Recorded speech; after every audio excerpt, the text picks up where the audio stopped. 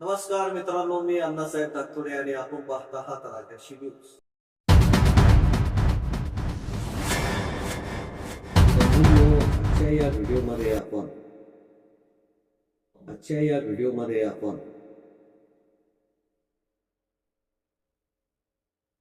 कोलार खुर्द येथील एक महत्वाची घडामोड जी 35 वर्षापूर्वी घडली होती त्या विषयाने आपण चर्चा करू.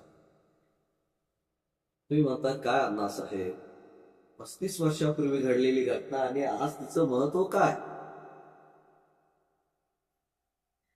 खूप महत्वाची गोष्ट आहे, कारण ती गोष्ट अजून संपली नाही. कारण 1988 सालामध्ये जो लढा सुरू झाला, आज सन 2026 आहे, मार्च महिना. आणि किती वर्ष झाले असेल तुम्ही असं विचार. तर या लढ्याची खरी सुरुवात आणि खरी सिलिंग बांधवांची जर लढाई सुरू झाली असेल तर 1995च्या आसपास. मित्रांनो, कोलार खुर्द तालुका राहुरी जिल्हा आहे. या कोलार खुर्द गावामध्ये महाराष्ट्र शासनाने 25 डिसेंबर 1988 सालामध्ये सिलिंग जमिनीचं वाटप केलं. आणि हे वाटप करण्यापूर्वी त्यांनी दौंडी देऊन शेजारील 5-10 गावामध्ये त्यांनी दौंडी दिली आणि त्या दौंडीच्या माध्यमातून त्यांनी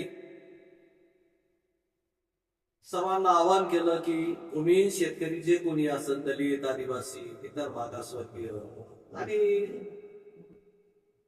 माजी सैनिक, अशा या लोकांना या दौंडीच्या माध्यमातून आवाहन करण्यात आलं सरकारच्या माध्यमातून. आणि सरकारने आवाहन केल्यानंतर जवळजवळ किती लोकांनी फॉर्म भरले त्यावेळेस? 5,000 जास्तीत जास्त 1000 लोकांनी जवळजवळ. आणि एकूण जमिनीचं वाटप ठरणार होतं त्यावेळेस 62 एकर बरोबर. 62 एकर जमीन. आणि ही जमीन वाटप करण्यासाठी हजारो फॉर्म आले होते. त्यातले पडताळणी करून आणि योग्य अशा लाभार्थ्यांना त्याच्यातून छाननी केली आणि एक सुरळीत पद्धतीने चिठ्ठ्या काढून तेवढ्या लोकांची नावं केली. त्याच्यामध्ये 31 लोक हे दलित आदिवासी लोक आहे आणि 31 लोक जे आहेत माजी सैनिक. अशा लोकांना त्याच दिवशी त्या जमिनीचे पट्टे ताब्यात देण्यात आले आणि त्याचबरोबर 7, 12 आणि 8चे सुद्धा देखील उतारे देण्यात आले. परंतु ही लढाई भविष्यामध्ये ज्यांना जमीन मिळाली त्यांना कधीही वाटलं नसेल की पुढे भविष्यामध्ये आपल्याला कोर्ट कचेरी करावं लागेल आणि लढावं लागेल. तर मूळ मालकाने त्यावेळेस, त्या जमिनीचा मूळ मालक होता तो त्यावेळेस MRTच्या कोर्टामध्ये ती लढाई होऊन गेला आणि तिथून स्टे आणला असं त्यांचं मत होतं. परंतु त्याच्यापूर्वीच ती जमीन वाटप होऊन गेली होती. तो निकाल त्याचा वाला परत त्यांनी न्यायालयाची अवमानना झाली म्हणून त्यांच्यावर मूळ मालकांनी त्यावेळेच्या तहसीलदार आणि त्यावेळेचे प्रांत अधिकारी असेल अधिकारी यांच्यावर केस केली आणि ती केस औरंगाबादच्या हायकोर्टामध्ये चालली. त्याचबरोबर नगरच्या सेशन कोर्टामध्ये सुद्धा केस चालू केली. अशा या केस मधून जवळजवळ 1996 95-96 मध्ये तहसीलदाराचे अचानक पत्र आले सर्व लाभार्थ्यांना की ज्या 62 लोकांना जमीन मिळाली होती त्या 62 लोकांना नोटीस आली की ती जमीन तुम्हाला आता सरकार परत ताब्यात काढून घेऊन मूळ मालकाच्या नावावर करून देणार आहे. त्यामुळे तुम्ही त्या जमिनीचा स्वच्छरित ताबा सोडून द्या. परंतु त्यावेळेचे जे काही सेलिंग मध्ये जे जुने जाणते जे काही कायद्यामध्ये थोडी माहिती असणारे ठेवणारी माहिती, चळवळीचे लोक ज्याप्रमाणे अण्णासाहेब ताकतुरे होते, त्याचप्रमाणे रावसाहेब पठारे, भाऊसाहेब ठमाजी थोरात, त्याचप्रमाणे सुभाष शंकर माळी, बबन शंकर माळी आणि त्यावेळेस ताराचंद त्रिभुवन, दशरथ माळी, असे जवळजवळ दलित आणि आदिवासीचे सुद्धा त्यावेळेस. तर 10-15 लोक त्यातले जे जागृत होते त्यांनी ही केस अण्णासाहेब ताकतुरे यांच्या नावावर हायकोर्टामध्ये महाराष्ट्र सरकारच्या विरोधामध्ये टाकली. आणि त्यामधून त्यांना नंतर जवळजवळ 15-3 महिन्यांनी जवळजवळ स्टे ऑर्डर मिळाली. परंतु येथील तहसीलदार आणि त्यांना जे सहकार्य करणारे प्रांताधिकारी यांनी सगळ्यांनी संगनमताने मूळ मालकाच्या नावावर सदर जमीन करून टाकली आणि उतारे सुद्धा त्यांना देऊन टाकले. यासाठी पाहिजे तेवढा प्रयत्न या सिलिंग धारकांनी अनेक पक्षाच्या लोकांना आवाहन केलं की बाबांना तुम्ही दलित आदिवासींचा प्रश्न लावून धरा. त्यावेळेस बाळकृष्ण भोसले यांनी त्यांच्या वर्तमानपत्रामध्ये अनेक वेळेस बातम्या देऊन त्याला वाचा फोडायचं काम केलं. परंतु त्यावेळेच्या कोणत्याही मंत्री आमदार खासदार किंवा त्यावेळेचे जे कोणी अधिकारी होते त्यांना थोडीशी ते सुद्धा दया माया त्या गोष्टीची आली नाही. आणि ह्या लोकांचा प्रश्न 1996 पासून स्टे ऑर्डर कंटिन्यू असताना सुद्धा देखील तो असाच लोकळत राहिला. शेवटी त्याचा न्याय निवाडा 2009 मध्ये निकाल आला. जी जमीन अतिरिक्त जमीन घोषित केली होती ती जमीन परत मूळ मालकाला चॉईसच्या नावाखाली त्याला देण्यात आली आणि चॉईस मध्ये तो जमीन सोडीत ती जमीन इतरांनी घ्यावी असा त्याच्यामध्ये मुद्दा होता. परंतु त्याच निकालामध्ये दुसरा एक मुद्दा होता. जे दलित आदिवासी जे आहेत, जे गट नंबर 413 आणि 223 मधील जे 31 लाभार्थी आहेत त्यांचे गट तसे सोडावं म्हणून सांगितलेलं होतं. पण त्याचं पालन येथील अधिकाऱ्यांनी केलं नाही ना कोर्टाने त्याच्यामध्ये दखल अंदाजी केली. अनेकदा या विषयावर मोर्चे निघाले, आंदोलन झाले, उपोषण झाले आणि 2012 मध्ये या विषयाला धरून नंतर 2010 ते 12 या दरम्यान तहसीलदार कचेरीवर एक आंदोलन झालं आणि ते आंदोलन उपोषणाच्या मार्गाने 3 दिवस उपोषण धरण्यात आलं होतं. लाक्षणिक उपोषण होतं आणि त्या उपोषणामध्ये तहसीलदारांनी फक्त एवढंच केलं की जे गट जेवढे सोडले होते त्या गटांना त्यांनी सरकार नाव दिलं. परंतु त्याच्यामध्ये मोठी परत गडबड झाली. तर 223 आणि 413 गट तर सोडले, परंतु 223 मधील जे एकूण 21 एकरचा जो प्लॉट होता त्या प्लॉट मधील 10 एकर मूळ मालकाला चॉईस म्हणून देण्यात आलं. तसा तो अधिकार काहीही सुद्धा नव्हता, कारण दलित आदिवासींची जमीन ही ऑलरेडी हायकोर्टाने सोडली होती. त्यांना तो न्याय मिळाला नाही, हा अधिकाऱ्यांनी दिला. यावर सुद्धा त्यांनी सिलिंग धारक जमीनधारकांनी आवाज उठायचा प्रयत्न केला, परंतु त्यांचाही आवाज दाबण्याचं काम झालं आणि कोणत्याही इतर सामाजिक संघटना हा लढा लढण्यासाठी पुढे आले नाही. खूप जण बोलतात गरिबाला न्याय मिळाला पाहिजे, सगळं काही झालं पाहिजे, परंतु थोडीफार ज्यांनी हातामध्ये लढाई घेतली की तो मॅनेज होतो. आजपर्यंत हे चित्र आम्हाला दिसून आलं. म्हणून ही लढाई पुन्हा एकदा सिलिंग धारक शेतकऱ्यांनी लढायचं ठरवलं आणि आज आपल्या समोर याविषयी तळमळीनं लढणारा एक कार्यकर्ता आहे. त्यांचं नाव आहे रावसाहेब रंगनाथ पठारे, की ज्यांना 223 गटामधील 1 नंबरचं क्षेत्र, जे 1 एकर क्षेत्र जे आहे ते मिळालेलं आहे आणि ते आज आपल्या समोर आहे. नमस्कार. आता माझे काही प्रश्न तुम्हाला असतात. माझा प्रश्न तुम्हाला असा आहे, ही जमीन तुम्हाला मिळाली, मग तुमचे जेवढे जे सहकारी आहे गट नंबर 223 जो त्याच्यामध्ये तुम्हाला जमीन मिळाली, तर त्या गट नंबर 223 मधील सर्व सदस्य तुम्हाला सहकार्य करतात का? अर्धे करतात, अर्धे नाही केले. काय अडचणी असेल, समस्या काय? त्यांच्या समस्या त्यांनी सांगायला पाहिजे ना. मला पुढे समस्या सांगते नाही. त्यांचं म्हणणं काय? त्यांचं म्हणणं आहे सरकार नाव आहे तर सरकार नाव राहू द्या, सरकार पुढे कुठली जाणार आहे. पण तुम्हाला हा नियम इथं त्यांना सांगत राहतो ना, कोर्टाची लढाई ही जागत नाही. परंतु आज आपला एक माणूस चाललाय मागे याला आपल्याला किती कठीण परिस्थितीमध्ये तोंड द्यावा लागतं. आज वकिलाला म्हणजे एका वकिलाला न्याय हायकोर्टाला उभं राहायचं 50,000 करायचं. आता माझ्या एक महत्वाची त्याच्यामध्ये गोष्ट आहे, मी स्टडी केला करतोय, तर त्याच्यामध्ये काही जे लाभार्थी आहेत त्याच्यामध्ये आता तुमची सध्या आता कोर्टामध्ये केस चालू आहे औरंगाबाद खंडपीठामध्ये. जे वकील सुद्धा चांगल्या प्रकारे केस लढतात असं मला ऐकायला मिळालं. परंतु सगळ्यात महत्वाचं ही केस जवळजवळ 1996 पासून चालू आहे. हा 19.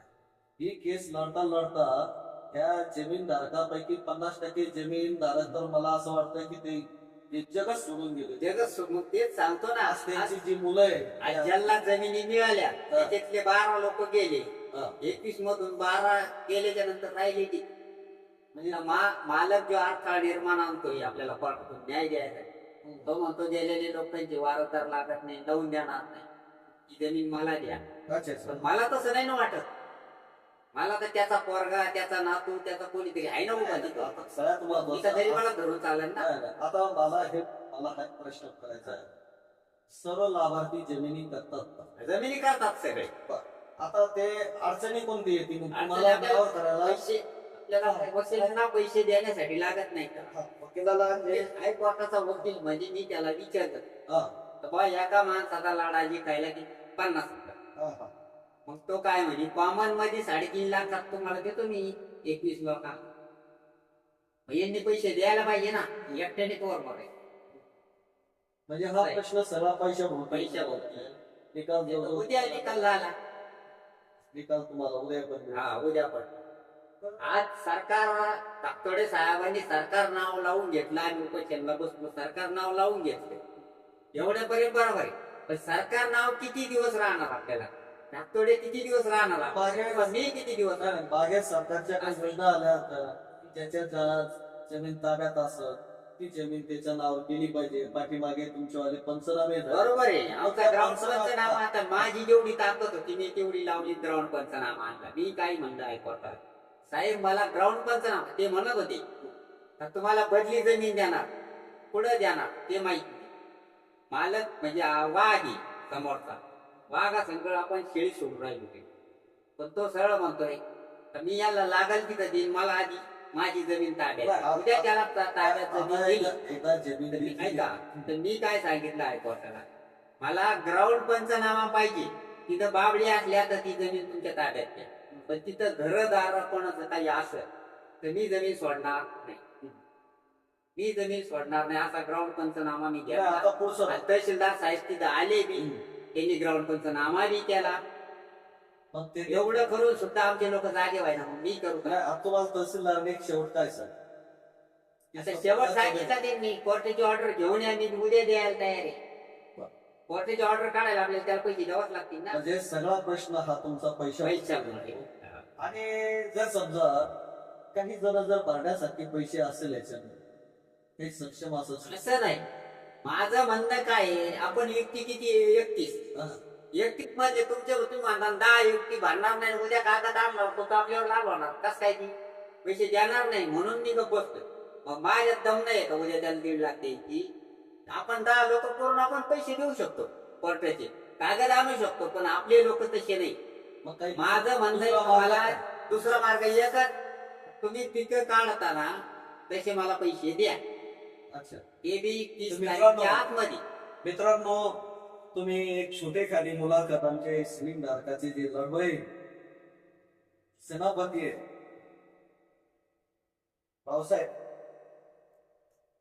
भाऊसाहेब पठारे, तुम्ही ऐकलं आहे. याच्यामधून त्यांचं काय म्हणणं आहे की तुम्ही तर शेती करता, त्या शेतीमध्ये काही हिस्सा तुम्ही राखून ठेवू. तो जर समजा तुम्ही वेळच्या वेळी जर भरला आणि रावसाहेबकडे जर जमा केला तर माझ्या मते हा प्रश्न तिला सुटू शकतो. परंतु सगळ्यात महत्वाची आपल्याला एक सगळ्यांना सूचना आहे, ज्यांच्या नावावर यापूर्वी जमीन होती आणि तो जो लाभार्थी आहे आज या जगामध्ये नाही, तो जग सोडून गेलेला आहे, अशा लाभार्थ्यांच्या वारसाने म्हणजे त्याची पत्नी असो, मुलगा असो या मुलगी असो, तर त्यांनी सगळ्यात प्रथम आपले वारसाचे कागदपत्र पूर्ण करून पहिलं वकिलाकडे सुपूर्द केले पाहिजे. वकिलाची फी ती ठरल्याप्रमाणे जी आहे ती प्रथम आपण सर्वांनी जमा करणं खूप गरजेचं आहे.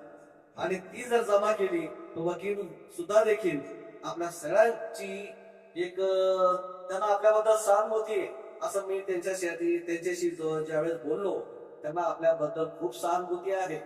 आणि ते म्हणतात गरिबासाठी मी एक लढाई लढतोय, त्याला फक्त तुम्ही एक साथ द्या. परंतु बहुतेक सिलिंग धारक कधी कधी मीटिंग ठेवल्या जाते त्यावेळेस उपस्थित राहत मुद्दा हा ध्यानात घ्या. तुम्ही मीटिंगला उपस्थित राहत नाही. आता परत रविवारी एक मीटिंग ठेवलेली आहे 22 मार्च रोजी 2026 ला एक मीटिंग ठेवलेली आहे आणि त्या मीटिंगला तुम्ही सर्वांनी उपस्थित राहावं ही एक त्यांच्या वतीने एक त्यांनी एक आवाहन केलेलं आहे आणि तशी प्रत्येकाला ते फोन करून सांगणारच आहे मीटिंगला या म्हणून.